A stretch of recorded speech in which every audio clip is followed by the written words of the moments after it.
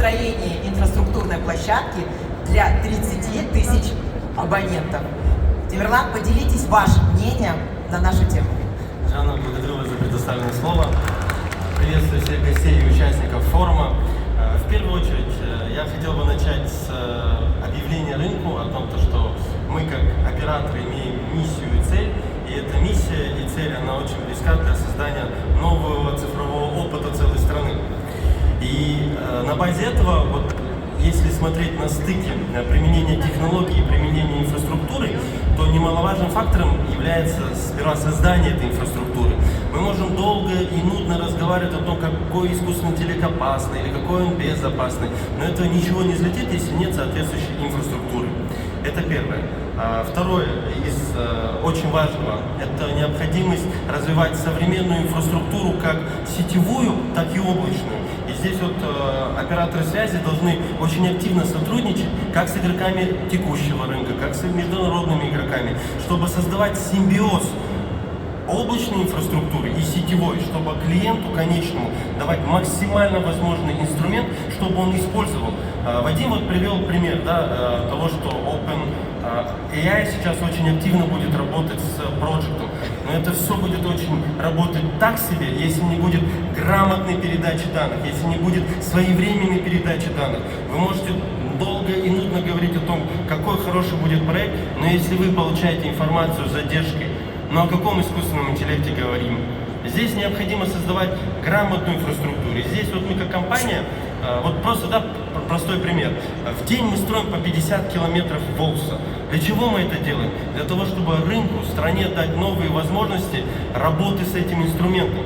Завтра, к примеру, мы также предполагаем, что образовав у себя огромное количество вычислительных мощностей, мы можем рынку предоставить инструменты использования этих вычислительных мощностей.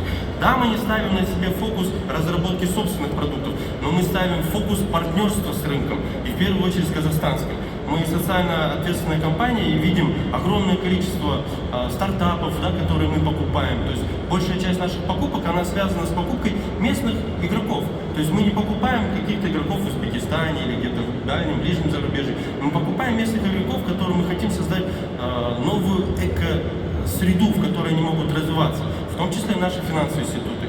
Но если говорить про применение, вот какое применение я, к примеру, вижу, да, вот из бизнес-кейса. Первый кейс.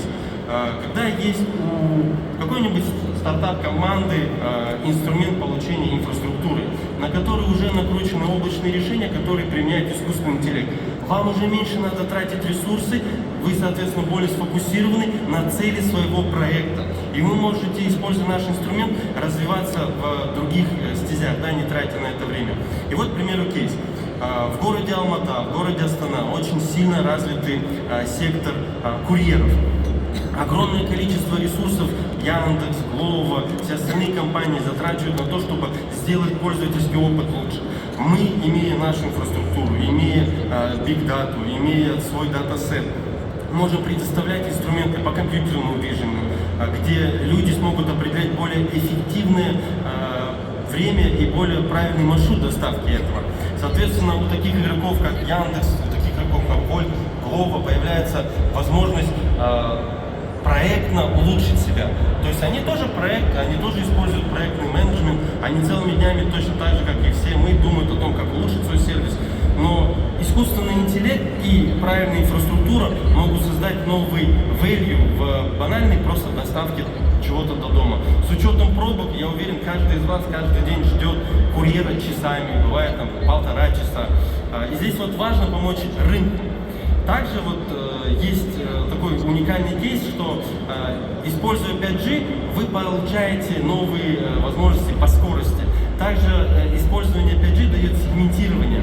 И это позволит, к примеру, по всему городу расставлять датчики, по всем республиканским трассам устанавливать всевозможные камеры, которые могут, допустим, вот моему клиенту, да, государству, предоставить инструмент стратегического управления. А это, к примеру, есть головная боль всех, да, дороги.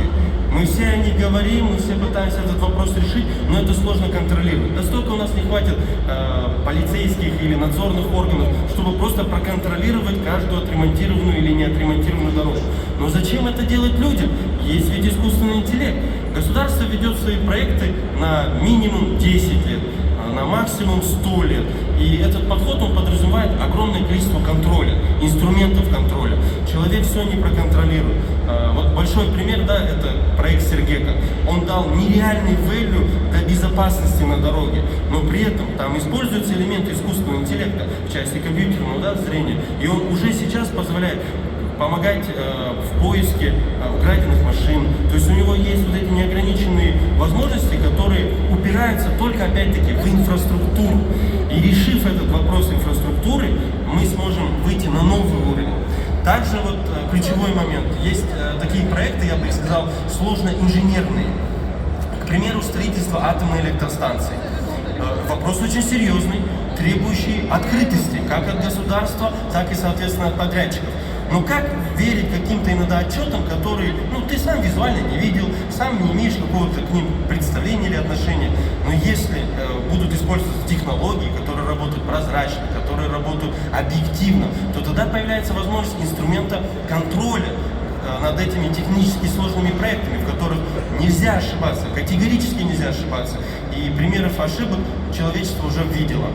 Ну и подытаживая свое выступление, свой спич, свой разговор с вами, я бы хотел акцентировать свое внимание на новом клиентском опыте. Все, так или иначе, люди из бизнеса заточены на NPS. Все сидят и думают о том, как улучшить, как сделать круче, как вернуть клиента, как победить конкурента. Искусственный интеллект и правильная инфраструктура, она же создаст то, что как раз и нужно, да, рынку.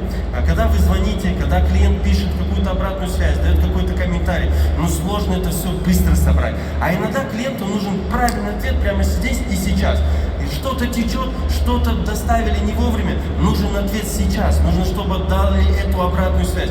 Не так, чтобы менеджер через 5 дней позвонил, перед тобой 10 минут извинялся, говорил о том, какой у нас уникальный сервис, но, увы, ях, эти 5 дней он не был такой уникальный. И вот тут искусственный интеллект будет очень сильно помогать каждой команде, каждому проекту в постановлении нового NPS, нового уровня и качества этой NPS. Можно расширять категории, можно расширять, сегментировать клиентов, можно добавлять новый характер клиента, можно добавлять